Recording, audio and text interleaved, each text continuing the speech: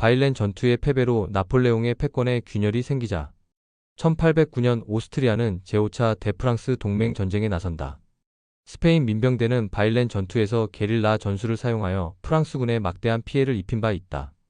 프랑스가 포르투갈과 스페인 반란의 여파로 반도 전쟁에 휩쓸리자 오스트리아는 프랑스에 도전할 기회를 엿본다.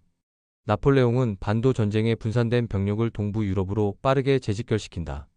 샤를 대공이 이끄는 오스트리아군은 프랑스의 속국인 바이에른의 국경을 넘는다. 다부의 프랑스군이 수적으로 열세라는 것을 알자 오스트리아군은 4월 22일 에크밀에서 공세에 나선다.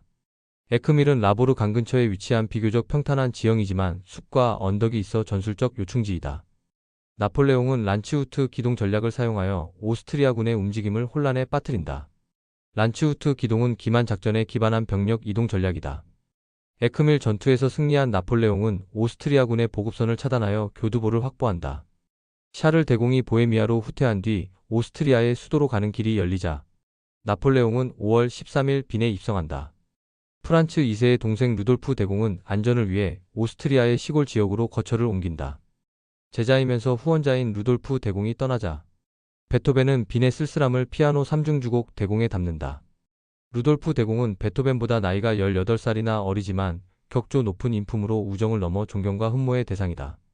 바그람 전투에서 승리한 나폴레옹은 1809년 10월 샘부른 조약을 체결한 후 오스트리아에서 철수한다.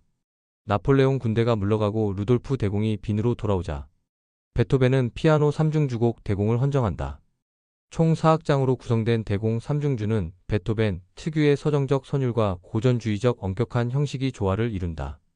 당당한 풍격과 고귀함을 우아하고 웅장하게 빠른 스케르초와 변주곡 형식으로 이어간다.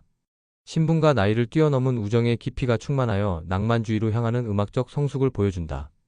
무라카미 하루키는 해변의 카프카에서 가장 위대하고 기품 있는 대공을 언급한 바 있다.